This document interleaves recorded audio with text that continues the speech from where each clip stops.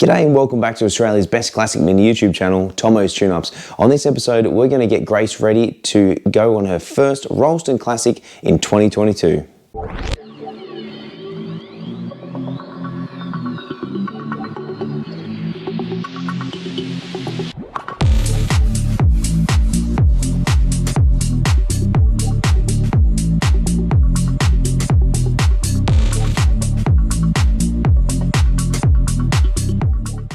So you're probably wondering, what is the Rylstone Classic? Being a virgin to this is my first time doing it, so we can explore it and have a good time together. Now, the Rylstone Classic is the largest mini gathering in the entire Southern Hemisphere, and this year we have over 170 minis, so it is going to be one hell of a trip. Now, it is a pretend rally, so we don't have to actually be there at particular times and race everyone and do all that sort of stuff, but the element of fun is the idea of the rally. So we need to meet certain checkpoints and do certain things along the way. We're going to start off at a place called Mingara. Now, this is in the Central Coast. It is about an hour and a half north of where I live currently.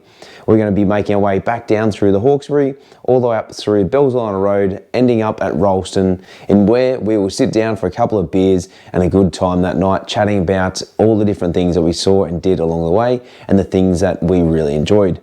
The following day, once we've camped or decided that if you got in early enough, unlike me, and got yourself a hotel, which I'm going to be sleeping either in my car or by a campfire on the side of the road, we are going to be proceeding to the one and only Mount Panorama in Bathurst, New South Wales. We're going to go there for a couple of hot laps on the following day, and then we're all going to head on home. So this year it's going to be super fun. I'm going to really enjoy this trip. I've got a couple of mates coming with me and a couple of tag-alongs. So this little mini series, no pun intended, is going to go through all the different things, how to prepare for a trip like this. So the first episode today, we're going to go through how to prepare your car for a trip like this. We're going to go through all the service items and things you should check and do to get your car road ready. The next episode is going to entail what tools you need to take with you. So these are all specialty tools that I take with myself and in my Classic Mini on any adventure that I go, and even in my Hilux or even my Hyundai Tucson. This enables me to make sure that if I break down, I've got the basic equipment to keep going. Now, you don't need to go out and spend a lot of money, but I will run through some really basic toolkits that you guys can keep in your car with you.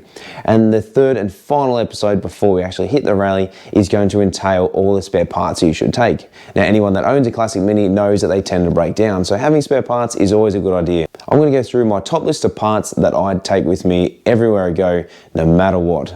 So the first thing I'm going to be doing is carrying out a major service on Grace. So I'm going to be changing all the fluids other than the coolant, because we changed that when we did the timing case. We're going to be replacing all of the liquids in there, all of the filters, and the spark plugs as well. It is worthwhile giving it a tune depending how your car's been running. I haven't tuned my car for a couple of months, and you really should tune it every season depending where you live. Here in Australia, the temperature does change quite a lot. So as you can see, I'm wearing a jumper compared to the earlier summer season videos that I've filmed where I'm wearing nothing more than a t-shirt and a pair of shorts. So like always, jack up your car and let's get started. All right, so now we have it on jack stands. Time to carry out an engine oil and filter change.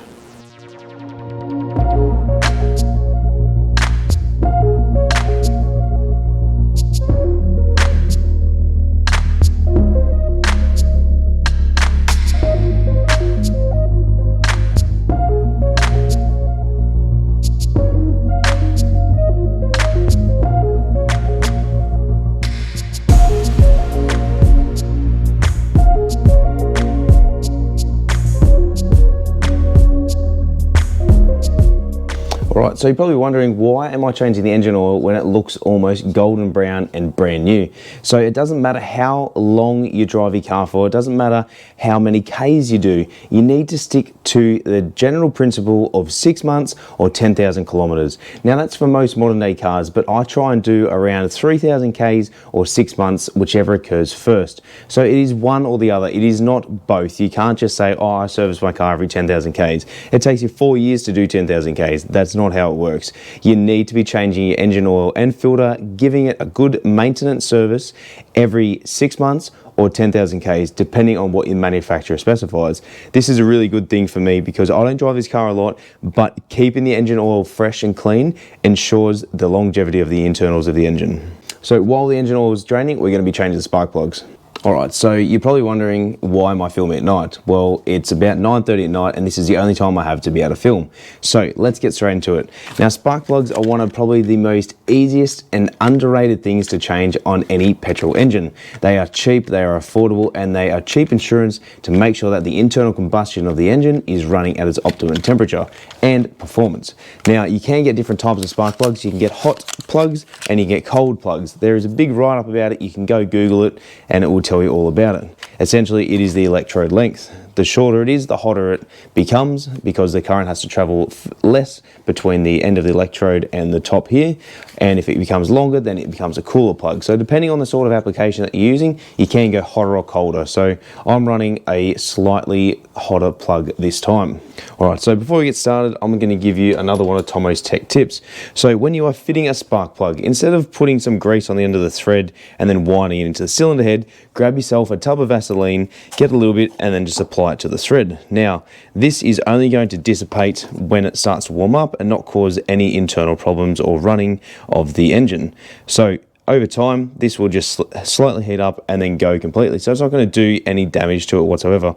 Plus, it'll ensure that when you go to remove it in the future, it's going to be easier. If you put copper paste or even grease on there like we have on previous episodes, yes, it can make it easy to remove in the future, but how long will they stay in for there for before you need to change them and they're going to be an absolute prick of a thing to remove?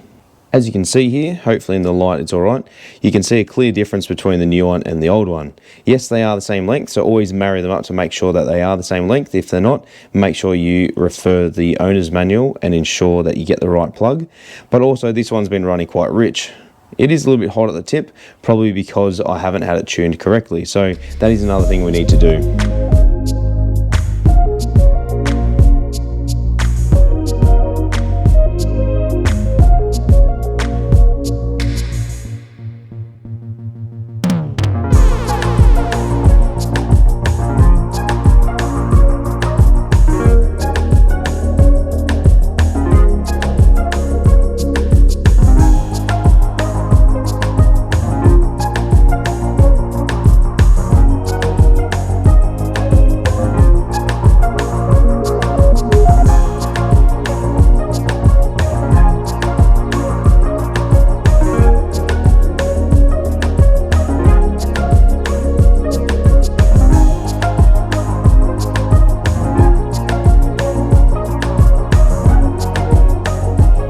Now the plugs are done, it's time to check and adjust the dashpot oil level. Alright, so a really good way to know is if you have enough is to pull the plunger out and then push it back in. If you have a little bit of resistance and you need to push it down slowly, chances are you probably have enough. If it goes in there quite easily, you need to adjust it. While you're there, make sure you clean and service your air filter. If it's a serviceable one, give it a good clean and re-oil it, or just blow it out with some compressed air. If it's looking pretty bad, just replace it. They are quite cheap. Next thing we need to do is check the fluid levels of both the brake and the clutch fluid. If you're unsure as to when this was done last, easiest thing to do is to take the cap off, inspect the color of the fluid. If it looks quite dirty, chances are you need to change it. Now, I did fit a new breather filter here on the top of the rocker cover, and this one here just comes directly from the timing case. So we need to give that one a clean, so I'll get some stuff and we can clean that up. Now, don't also forget to check your washer fluid level. It is always important to make sure that it's full, not just so that way you can see when it is raining or if there's a couple of dead bugs on there, but also if you're like me and have it rigged up to the radiator to help keep the engine nice and cool, make sure it's full. Yes, that is a custom washer bottle holder using cable ties. Now, quickly off topic, going back to spark plugs. When you take them out, you can clean them up using a wire brush and a bit of brake cleaner around the top to clean up the electrodes. It is always a really good idea to have a spare set of plugs kept in your car, just in case. Now, while we're here, you might as well check the engine steady bar bushers. There is one here and one underneath here. Make sure that you check the condition of them. If there is excessive amount of movement or you're getting movement from it, from when you're changing gears and you're snapping third trying to race the guy beside you, chances are you probably need to replace them. If you haven't already, check it out in the link in the description above. Now, like most people's cars, my car is full of custom bits, so this is my coolant overflow. So we just got to make sure that we have plenty of coolant in here. Probably get ourselves a new bottle because that one looks like rat shit, but make sure as well that you top up the overflow if you have one.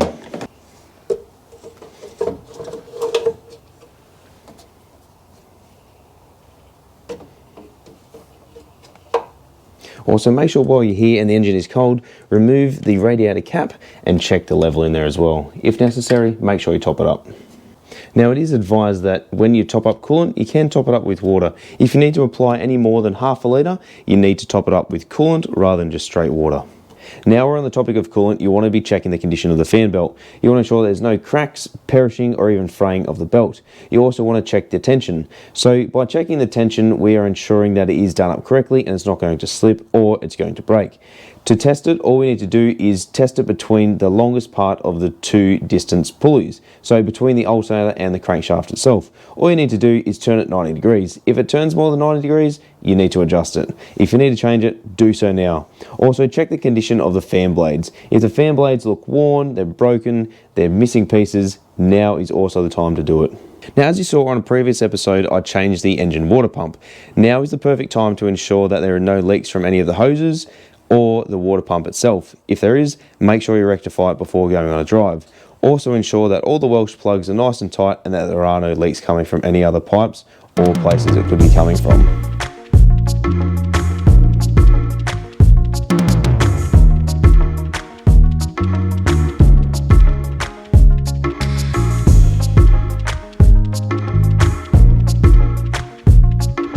Alright, so the next thing we're going to be checking is not only the suspension components but also the tyres and the brakes.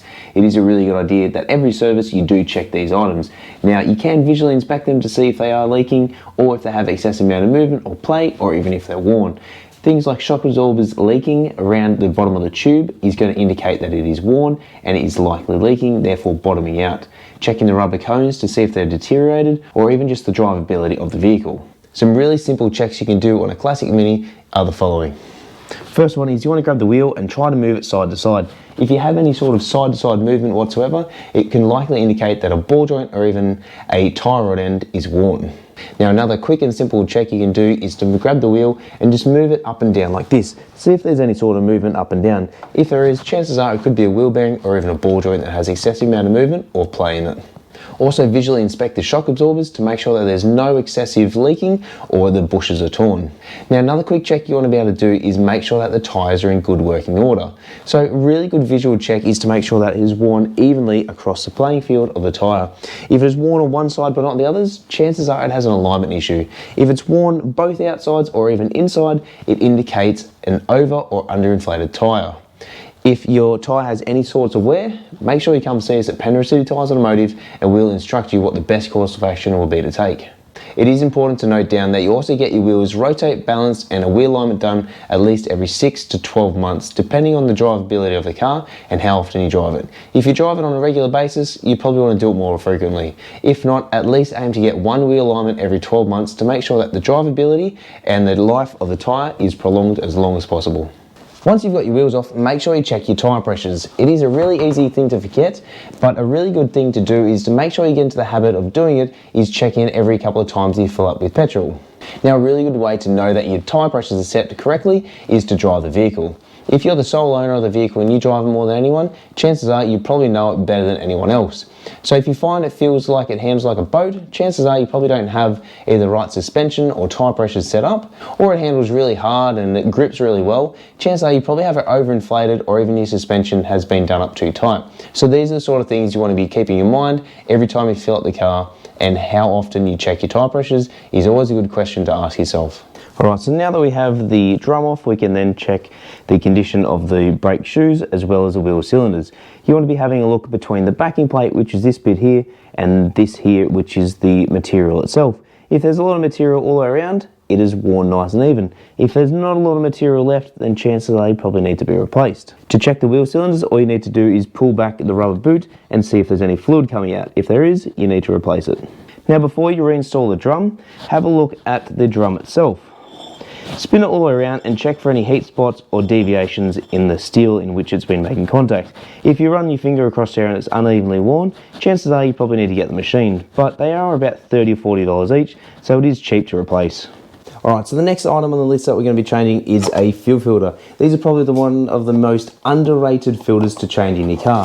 They are really simple to do, especially on a classic Mini, and being an inline filter, you can also see the internals of it as well. So you can see how it's worn and what sort of fuel you've been using and what sort of condition the tank is in. Now, here's Tomo's tech tip. Get yourself a set of these old style or even new style hose clamps. This will ensure that you can crimp off the line and not lose as much fluid as what you normally would. So in our case, it's going to be petrol. The last thing you want to be doing is having an Apple Watch on you, or even a G-Shock, even a nice Casio, and just running your hand underneath, trying to get these fuel pipes off, and they're dripping down your arm, destroying whatever you're wearing. These are really good, they are cheap, they are handy, and they're really good to have in your toolbox. The other set that I've got is a really good set from Blue Point. These enable it to be crimped on there as tight as you possibly can, and then to release it, all you do is pull it apart. So once it's got the force on there, it locks itself on and will not come off. These are good, they can tend to slip, but they do the job. Make sure as well when you fit the new filter, if it has an arrow showing the direction of flow, it goes that way. Once you've put it in, make sure you tighten both of the hose clamps on both sides, remove both of the hose clamps, and make sure it fills with fuel. It may take a little while to start before you actually start the car because it needs to prime the system. It is worthwhile noting to make sure as well that when you start it up, there is no fuel leaks coming from any of the hoses, fittings, or even the new fuel filter. Right, also, because you're underneath the car, have a visual inspection of everything from the exhaust to suspension to brake lines to brake pipes, cables, everything that is underneath here. Anything that looks abnormal, get it looked at. If you're unsure, consult your owner's manual or a qualified mechanic. Make sure you also check your drum adjustment, both front and rear. If you're running discs at the front, perfect. Check the ones at the back and away you go. Now, one of the most common things that we find as mechanics is finding that the spare tyre pressure hasn't been corrected at all. So always make sure that the tyre is within age. It needs to be within 10 years of manufacture for it to be safe to use. Check the tread condition of it like you did at the front, as well as check the tyre pressure. I generally tend to overinflate the spare tyres, that way if it does lose any pressure in the next couple of months and you need to use it, at least you've got more pressure than what it actually needs. While you're here, have a look at your battery as well. Check the terminals, make sure they're all nice and tight, as well as the fluid levels in the battery. If you do need to top it up, make sure you use distilled water. If it's a non-maintenance battery, then check the little eyesight glass and make sure it's still green, or even grab a multimeter and get it checked out professionally. So that's it for the first episode of preparing Grace for her maiden voyage on the Rylstone Classic 2022. In the next couple of days, you'll see a few more episodes coming out of how to prepare your car for a long distance trip like this. In the next episode, I'm going to go through all of the tools that I take with me on a regular basis in both my Mini and my Hilux every single day. So that way, if I ever break down or see someone broken down the side of the road, I've got a likely chance that I'm either able to fix it or help them get by to be able to get it fixed sometime soon. So if you haven't already, guys, please hit the like and subscribe button, as well as the notification bell. That way you're notified every time a new episode comes out. For those of you following on closely, I do release an episode every Thursday, 10 AM Australian Eastern Standard Time on Thursdays. So go check it out, guys. Thanks heaps for watching. Make sure you click all the links in the description and check it out below of all the things that I've just spoken about and all the extra little tips and tricks. So thanks heaps for watching. I hope I gave you a bit of an insight into how to prepare your car for a long distance trip like this. Make sure you go through, check it all out. If you're ever unsure, either come and see us at Penrith City Tyres Automotive, or alternatively seek advice from a professional at your local mechanic shop, depending where you are in the world.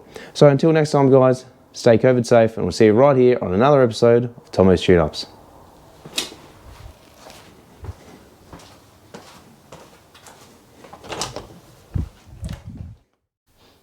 G'day and welcome back to the channel. On this episode, it is number 2 in preparation of getting ready for the Rylstone Classic 2022. And in this episode specifically, I'm going to be talking about all the tools that I take with me in my Classic Mini on any drive.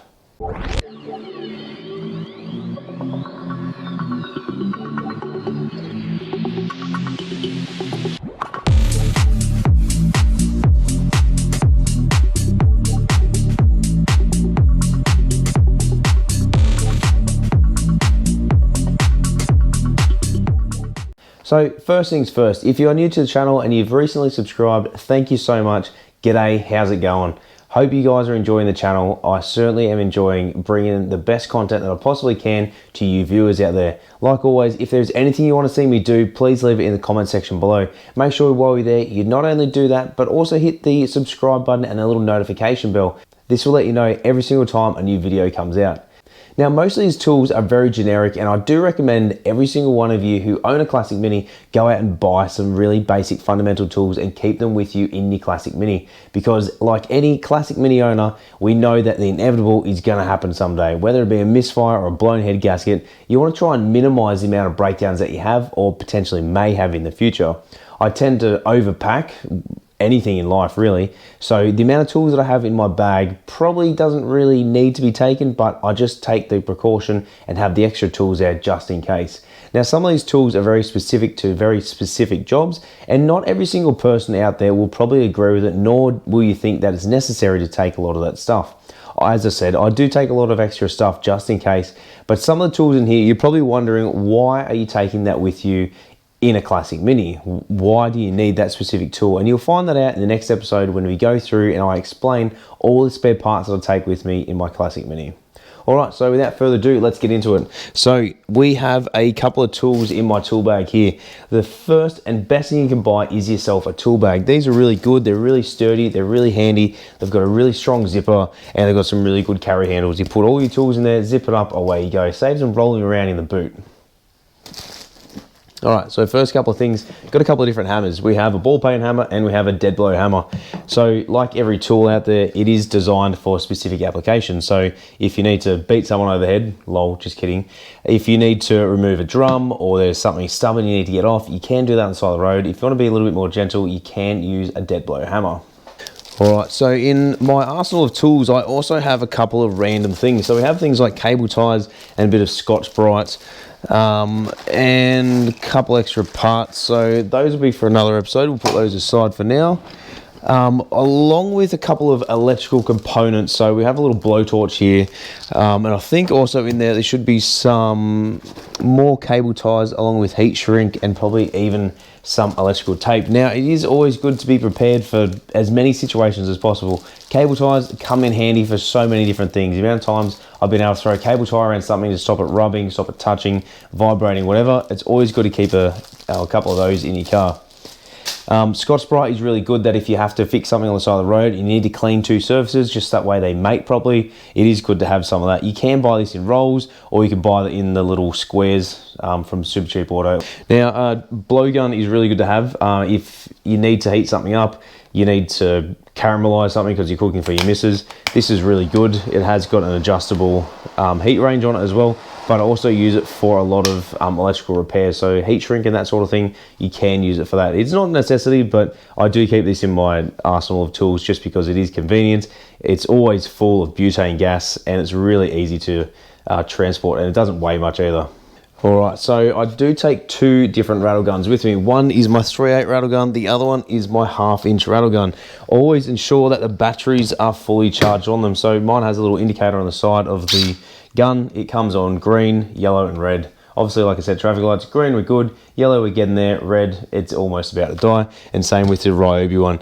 Ryobi is my preferred tool to take with me on any particular road trip, only because I have Snap-on at work and I have Ryobi at home. Ryobi is really good, it's really handy, it's cheap, it's affordable, it does the job, and to be quite frank, like the quality is there as well, so there's no doubt about that. So a shout out to Ryobi. If you want to jump on board, I'd love to test some of your tools. So once again, always making sure that you've got a full battery power. Now, you can get very specific ones, whether it be brushless, the standard one, you can get smaller, you can get larger, whatever. I do find this is the best type. Get one with a proper anvil on there. Don't buy the little one that you put the little bit in there, then you get the adapter that steps it up to a 1/2 inch, then you get a socket, because the weakest point is going to become the piece that goes inside here. So I think they're just the electric screwdriver type. If you're going to buy a rattle gun, buy a proper impact gun. This has got 3 different speeds, which I've shown you on plenty of different videos before. And I also take a deep 17mm socket, so that is for my wheel nuts. So the 3/8 gun is really good just to have. It's handy, it's quick. If you need to get something off really quick that you're in a bit of a rush for, or you can rush it, you can use this. It is good for removing wheel nuts if, you know, worst case scenario, you can't use your 1/2 inch gun, and just, yeah, real little odd jobs and stuff. Also the batteries are really light and handy as well, and a lot of different tools that Snap-on make are the interchangeable batteries, so if you got something else, you can also use the same battery with it. All right, texter. So text is really good, as you saw with many of the builds that I do. I mark all the bolts that I do. So if you need to mark something, you need to test it to make sure that it hasn't moved, or you need to check your timing, or do an arrow for the direction of rotation for the belt. So if you need to remove the drive belt and then refit it, you know which way it goes. It is just something really easy, cheap and affordable to have. If you need to write your phone number on the side of someone's window because you're crashing their car or you want to thank them, you know, it is easy to remove. But it's a paint marker as well. So yeah, just keep that in mind. If you're going to be riding on someone's car, probably just write on their window where they can easily remove it with a razor blade. All right, so I've got some more spare parts there. My heat shrink. So as I was talking about before, you should always carry a bit of heat shrink with you. If a wire strips and you need to repair it, it's going to help keep it insulated, and it's going to help to prevent any moisture getting in there and prevent any short circuiting. And it also looks neat and tidy. So this is just a really cheap one from Super Cheap Auto. I think they're like $10 or $15 for an assorted pack. There's, you know, 24 different pieces in there, so it's really good. It's a really basic kit. You can get better grade stuff, but this just gets you out of trouble, and I quite often use that as well. All right, so the next one is going to be pliers. I do take quite an array of pliers with me no matter where I go. Like I said before, every tool does serve a particular purpose, so it is always good to have multiple tools depending on what you want to do for what you're going to do in the application. Swear it's like a bloody clown car pulling everything out of here. All right, so let's just start with the real basics. A pair of combination pliers, really easy, cheap, affordable. They also act as side cutters and kind of like vice grips, I guess, in there. They're one of my best favorite tools to use in terms of pliers. I got two different pairs of side cutters. I have small and large ones, so just depending on what you need to be cutting. They are good for cable ties, but that leads me to my next one. Side cutting cable tie pliers. These have got a little bit of rust on them, probably because I've been sitting in the back of my Hilux for a little bit. These are really good that when you are cutting cable ties, like I showed you on the Morris 850 earlier this year. They're really good that you can just cut the ends off it and you're not going to slice your finger open. So these are a really good tool. I'll try and remember to put the link in the description as where you can buy these. They are a snap-on tool and they are flush cuts as well. So yeah, really good tool to have. It's not a necessity, but if you're doing a lot of cable tie stuff, you want to make stuff look neat, these are definitely the way to go without having to use a razor blade on everything and try and cut it as close as you possibly can to the end. To finish off the standard plier set, just a pair of long nose pliers. Really good to have, really cheap, really handy. You can buy different types of ones. There are long ones, there are shorter ones, there's real needle nose point ones, angled ones, whether it be 45 or 90 degrees. So each tool suits a different application, but it is a really good standard part of a basic toolkit to have different types of pliers, because you may use this on one thing, but you might need longer ones to be able to reach something else on another job. So as I said, having a variety of tools is always the way to go. All right, so a pair of multi grips. These are really good and handy to have. You can get bigger and smaller sizes, but this is just the kind of middle size. These are really good for doing things like just holding a nut that you need to be able to untwist another bolt out of it. I generally use these adjusting the ride height on my car. So I'll use this to hold the nut of the trumpet, and then I'll get a spanner down below and I'll crack it, so that way we can adjust it up or down depending where it needs to go. So vice grips, they're really good to have. Pretty much every tool shed should have one. Every toolbox should have a pair. It doesn't matter if you're using it for welding, whether you use it for cars, whether you use it for boats, trucks, at home. They're really good and handy to have. Once again, different sizes, different lengths, different applications. These I've had for God knows how long. But yeah, when I do use them, it does help it out. And obviously the idea is you can clamp onto something and it's going to provide that vice-like grip, and enables you to remove that broken nut or stud, whatever it may be. All right, so next pair, a set of stainless steel shears. These are really good for cutting pretty much anything. They are used for cutting through cables and wiring and stuff, so it's really good for that. My wife does use them all the time to cut the stems off flowers, because, you know, chicks just love flowers and I just have to abide by it. Yeah, these are really good to have. These aren't a necessity. My mate actually gave me these. He works in the mines up in Newcastle. So thanks, Damo, for sending me those. They come in handy heaps.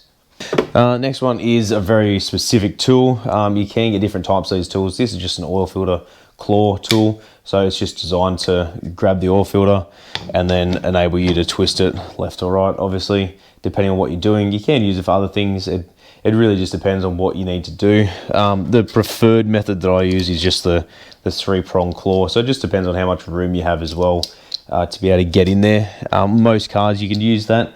Minis are a little bit different, and almost anyone out there watching this video will know how difficult it can be depending where your number plate's situated, what car you have, what engine setup you have. But yeah, generally for most spin-on type filters, this is a pretty good tool. And my last set of pliers. So these are probably one of my favorite sets of pliers. They are a wire cutting, crimping tool, wire stripping tool. It's a bloody Swiss Army knife of pliers. So you can strip wires up here, you can crimp them down here, got a wire cutter there. It serves heaps of different purposes. So if you do need to stop on the side of the road and strip a wire and then re-crimp it, or you need to cut something, these are really good. And you can adjust the length here as well. So if you want to go longer for when you cut the bit of wire to give you a little bit extra length, because you may just want to twist them together, then insulate it with a bit of heat shrink, you can adjust the length here, shorter, further, whatever you want. But yeah, those are really good. Like I said before, these aren't a necessity to keep in your car, but it is a really good tool to keep at least in your toolbox. All right, so the next one is a couple of different ratchets.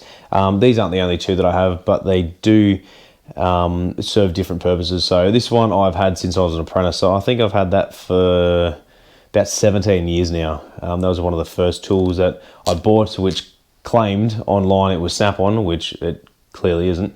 But these were really good for removing oil filters on Volkswagens and stuff, so that was really mad. And it's got an adjustable head as well, so you can just kind of stick it on there and away you go. This one is a bit bigger, and it's 3/8 compared to this one, which is 1/2 inch. Really good leverage on that as well. So depending on what you're doing, you can use different tools for it, but having an array of different size ratchets is a really good piece of advice that I would give to anyone out there who's not only looking for a toolkit to buy for home, for work, or whatever, or even keep in your car for my instance. But yeah, definitely have a couple of different size tools, because if you're using the same tools all the time, it may just do the job, but you may find that specific jobs you do, you might need other tools. So definitely invest in different size tools for different uses. All right, so we've got a scraper and we have a wire brush. So a scraper is really good to clean surfaces. It's also good for prying things. This is a striking scraper, which means I can hit it with a hammer and it's not going to destroy it. It does have a steel shaft that goes all the way down through here, so it is quite reinforced. Yeah, these are good for scraping off old gaskets. If you need to get between two really tight surfaces, between a bearing and the stub axle or something, you can hit the end of it and help separate it, which is really mad. And yeah, just a wire brush. So if you forget your toothbrush, you can always use that. Lol, just kidding, do not do that. It'll probably rip your gums apart. These are just good for cleaning up surfaces if you need to get in there and clean something that you just can't get in there with your finger, or a bit of brake cleaner, or even a bit of Scotch-Brite. This just really helps. Even just cleaning up spark plugs as well. If you have a really fouled spark plug, you can just run that over it a couple of times and help clean it up.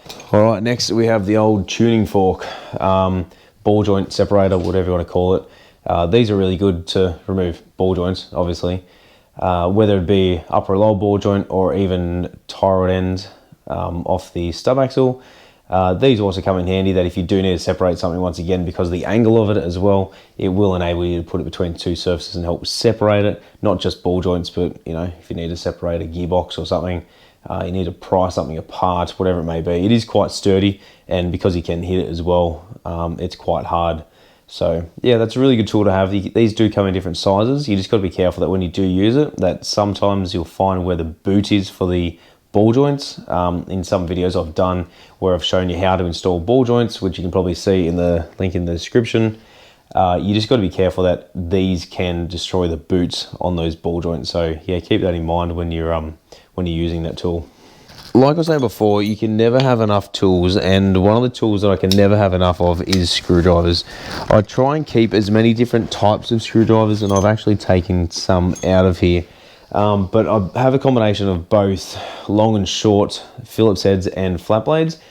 The more tools you can take with you in particular instances, the better it's going to be, because not all bolt, screws, nuts, whatever you're undoing, it's always going to have the same head and size. So having different size tools is going to be suited to that application. It's not like you're going to be removing the window channel off your classic Mini on the side of the road. So these screwdrivers will probably be fine, but something a bit larger, you'd probably want something with a bit more heavy duty. These being snap-on as well, they are really good. I've had this green set also since I was an apprentice, so that's probably at least 16, maybe 17 years old. They were the first set of screwdrivers I ever purchased, and now I think I've only got like 3 or 4 left. So, all right, so I do also have a couple of random extensions in here. So I've got a couple of 1/2-inch ones in different lengths. So some of these I use primarily for hitting particular things. If you need to remove something that is quite tight, you need to drive something out. So this one here, that's supposed to be 1/2 inch, as you can see, compared to this one. They are 2 different sizes because I've smashed this so hard with the hammer, it's curdled it over and actually made it smaller. So that is just used for whatever, really. These are just cheap chrome vanadium ones that I've also had for God knows how long, but they get me out of trouble. They do the job. If you need to undo the crankshaft bolt or head bolts or whatever, and you need an extension, they're really good to have. They also, yeah, come in handy as drifts as well. Not that you should use them, but you know, to get you out of trouble, you can probably use it. So that's why I use this one for hitting and these two for undoing bolts that I actually need to. All right, so the next thing is cold chisel. It's not a necessity, but I keep it in there just in case. I don't often use it, but when I do, it generally gets me out of trouble, especially if you need to remove a bearing or something. Or once again, because of the angle of it at the end, you can simply put it between 2 surfaces and it'll help spread it apart. All right, so this tool here, this is a handbrake adjustment tool. I also bought this when I was an apprentice, so this is a good 17 years old, if not going on 18. So this is actually a Volkswagen rear drum brake adjustment tool. Because I used to work for Volkswagen back in the day, I bought it thinking I'd use it, and I literally never have. I think I maybe used it once or twice, but I keep it in there just in case. As you know, on classic Minis, you do need a specific spanner. I forget exactly which one it is, but on my keyring, I have the spanner required to adjust the drum brakes on it. So I always have the spanner on my keyring. That way, if I need to adjust it somewhere, chances are, if I've got the car and I need to adjust it, I've got the tool. So it is quite a small one. I think it's like 7/16 or something really, really small. Smaller than 1/4 inch, I think. Someone can correct me in the comments. Maybe I'll just put up a link down the bottom as to how wrong I was. But yeah, that's handy to have. If you need to do specific things, you can, but that's not a necessity to have. All right, so the next couple of things. I do carry a couple of spanners with me. I use ratcheting combination spanners, and I use them in 3 different sizes. So we have 9/16, we have 1/2 inch, and we have 7/16. Now you're probably wondering, why is it that you have 3 spanners and not a whole drawer full of spanners in your car? Well, several reasons. One, I bought these specifically because these are the sizes that you need most commonly on classic Minis. 2, it was convenient for me to buy a Blue Point. 3, they are flexible heads, so if you do need to remove those bell housing bolts, which almost every single classic Mini owner out there has done before, with the bottom bell housing bolt on the driver's side here in Australia or passenger side overseas, the one that's right near the subframe, it is super hard to get anything on there. So having the flexible head enables you to be able to undo it with ease, or easier. I often leave that one out because it's just too much of a pain to be able to get out and back in. But yeah, these are super handy, convenient. If anything, I'd probably recommend to buy a roll of spanners. And by a roll, I mean like one of these kits that rolls out and it's got all the different ones in there. Just roll it up, keep it in your boot. They're really good to have. Not just in your toolbox, but also just handy around the house if you need to do stuff. Because they are also imperial, I don't really use them on anything else other than my classic Mini, whereas in my toolbox I've got both imperial and metric. So for a lot of stuff that I do on a daily basis, so here in Australia we use primarily metric, so probably 98% of things that we touch are all going to be metric, and occasionally might find something that's imperial.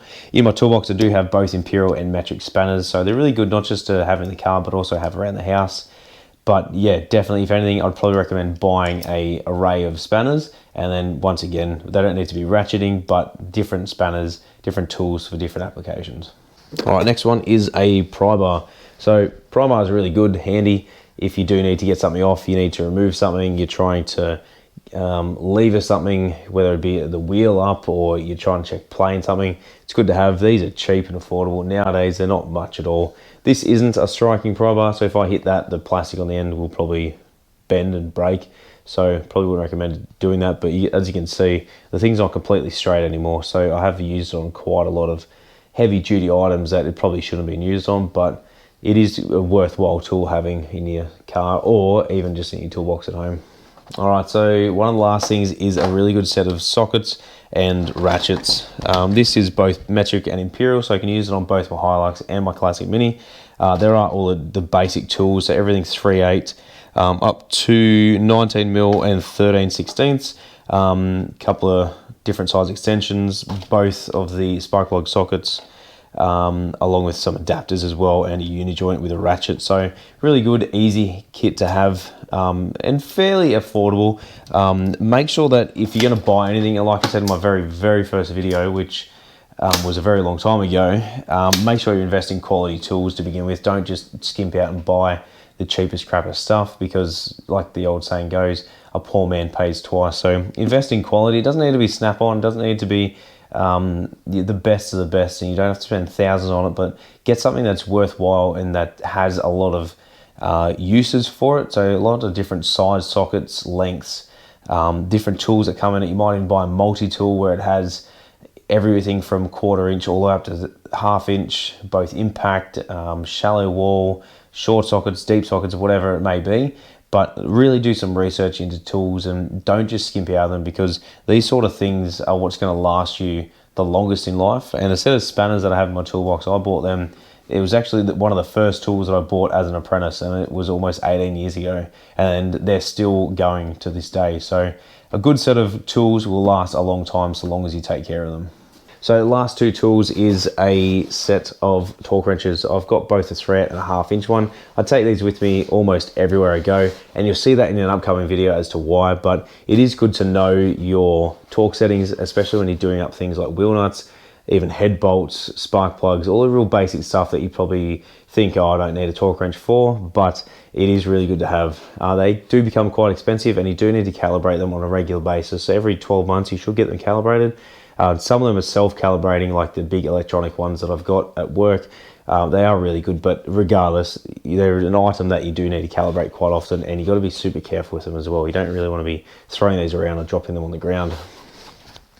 The only other thing that I would suggest to have is a workshop manual, and possibly even a wiring diagram to take with you in your car. It is really good to know where things go and how things go together, especially if it's the first time you've pulled it apart in your car. Well, that's it for this episode, guys. Thank you so much for watching. Hope you guys enjoyed it. We will be up to episode number 3 very shortly on what spare parts I take with me and what you should consider to keep in your Classic Mini at all times. Thanks heaps for watching. Like always, stay COVID safe, and we'll see you right here on another episode of Tomo's Tune-Ups.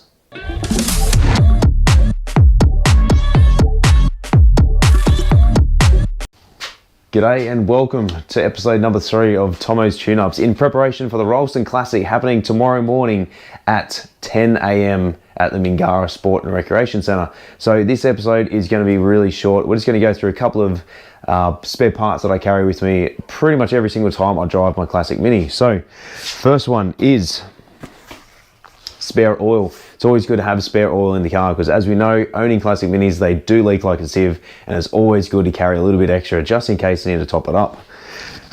Next thing is some brake fluid. .4 brake fluid is the way to go in your Classic Mini. Always best to double check it before you go anywhere on a lengthy drive, but it's also good to have some just in case your brakes start to overheat and you need to re-bleed them. Next one is not a bottle of green Coca-Cola, but it is coolant. This is concentrated coolant. I do have 5 litres of pre-mixed coolant in my car, plus a couple extra bottles just in case we need to top it up, or worst case scenario, we have a blowout, we need to fix it. So I'm not just topping it up with water. Every Classic Mini owner needs to get themselves an extra belt. Belts are cheap, they're affordable, they do their job, they are super easy to change, and the last thing you want is for your engine to overheat because your fan belt is broken. So given the fact that you can do this on the side of the road in about 20 to 30 minutes, depending how efficient you are or how much of a prick it's going to be, it is super efficient to be able to make sure that you've got this in your car. So just get one of those, keep it in the boot with you. Now, as most of you know, yes, I am into health and fitness. That's not what this is. But in my car, I do run ignition points. I do like the fact of being able to adjust things, change things. So I do carry a spare condenser as well as a set of ignition points. The benefit you get of using points over electronic ignition is that if it goes wrong, you can rectify it on the side of the road. Generally, over time, they do tend to burn out. So you can adjust them as you go and clean them up as well. So must be in this one. And it is also part of the service schedule as well to make sure that you adjust them. So adjusting the points gap between there. So this is what creates, collapses a magnetic field inside the coil, which then generates a spark, which then makes your engine go bang. So servicing these on a regular basis is really important. So making sure that the clearance is right, and I have done a video on how to adjust the points before, so you can check that out on my channel. I keep them in this little box, or a little container, I guess, just to keep them safe. That way I know where they are. They're not just floating around in my car at any one time. Next thing, just a bag of assorted parts. So there is a couple of carburetor rebuild kits in there. There's some jets, there's gaskets, pretty much just anything. Just sometimes you're stuck somewhere, sometimes you might find you're going around a corner too fast, the needle and seats is flooding because it's not sealing. It might be that the float is damaged or the lever pin. So it's good just to have spares. These are everything I think from 1 1/4 to 1 1/2 inch SU, maybe even 1 3/4. I don't think it's that big, but there's most stuff available on there, or in this kit anyway. A lot of this is just random parts. So I've got like relief valve springs. I've got some spare fuses inside here, a couple of globes. Really good tip to have if you've already done the modification and you've gotten rid of the little bypass hose between the cylinder head and the water pump. Perfect. If not, carry one of those with you. That's the concertina types that will squash in on itself. You can get a Kevlar hose. They are really, really fiddly to do if you've got the cylinder head on, but it is worthwhile having.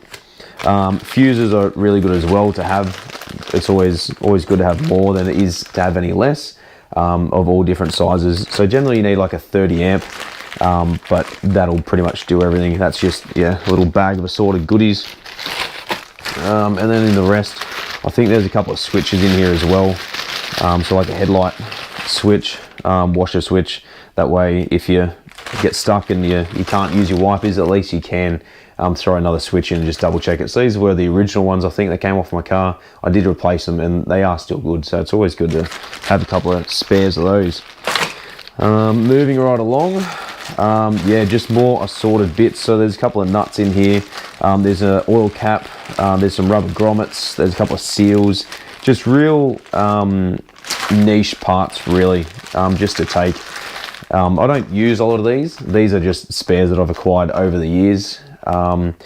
But yeah, as I said, just keep them in your car. It doesn't take much room behind one of the back seats in the little quarter panel pockets. It is good to just keep them in there.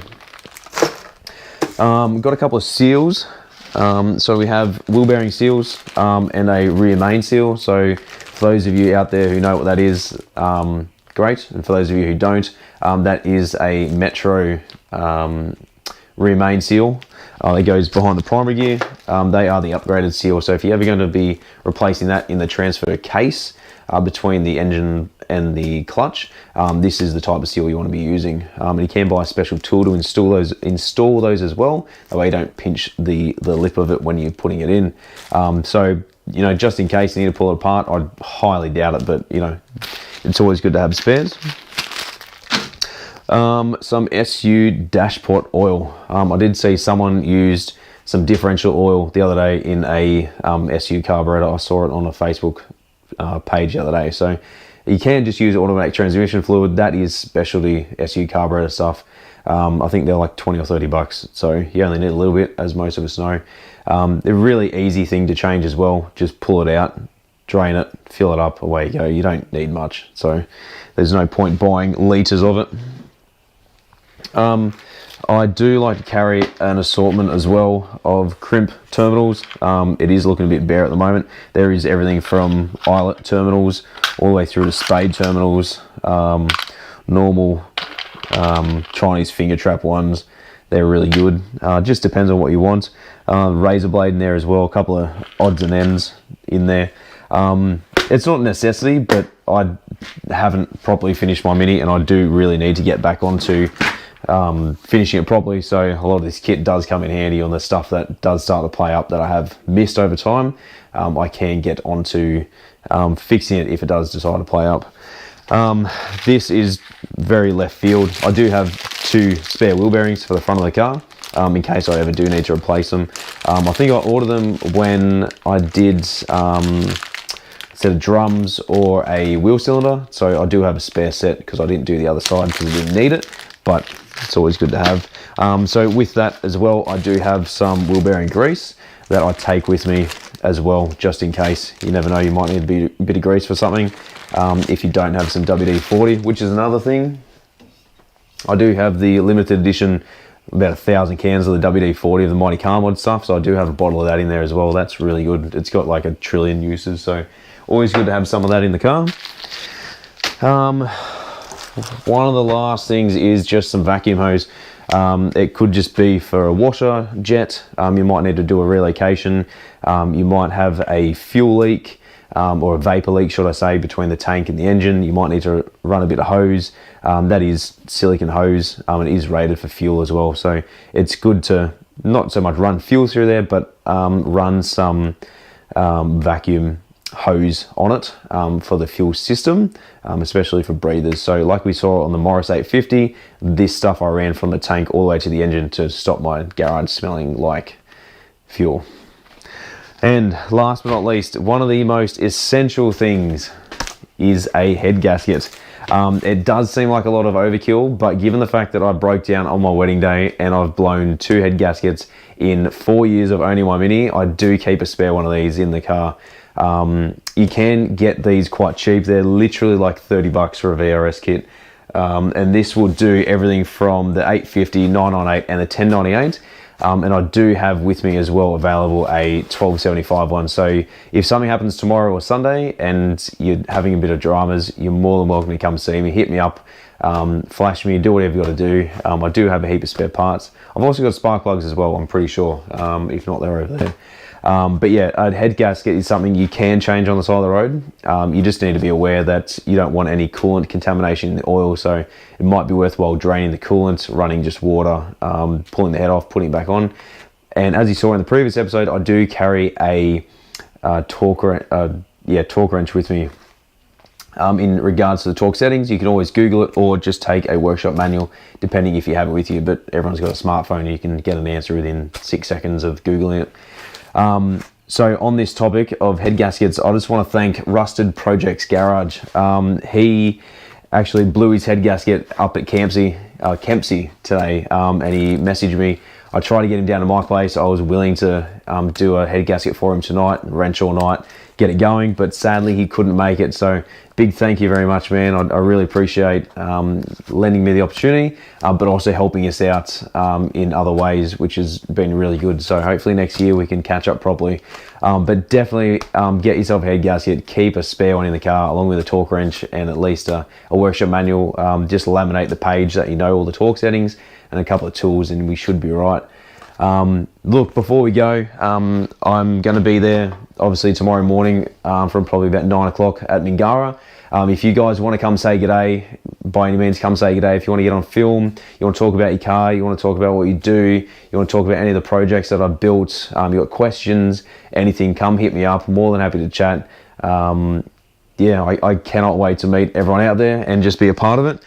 In saying that though, I do have some new Tomo's Tune-Up stickers. So we do have the new white and the new black edition. So those I'll be handing out tomorrow. So if you don't get one, come see me. You're more than welcome to to grab as many as you like. I think there's a couple of hundred there, so we should be all right, but I'll be handing those out during the day as well.